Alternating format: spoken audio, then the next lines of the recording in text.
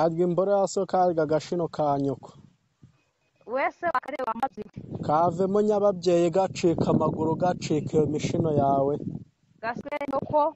Barakagufashe kurongora so wamabyiwe urakavemo ururimi kavemo umuzandaya we. Ziba wa gashino ka nyoko. Kanobokemo amaso kavemo ururimi. Karya agashino kageretse ku bishyimbo. Uragakoza imihango mu bugari urakarya imboro yaso urakarya akana kawe. Karya iyo n'indi yawe kagenda urwanya icuri gaturike. Uragafashwe bagutuze kuzimu wamabye urakajye kuzimu ugiye gushakaho igituro cya so n'icya nyoko.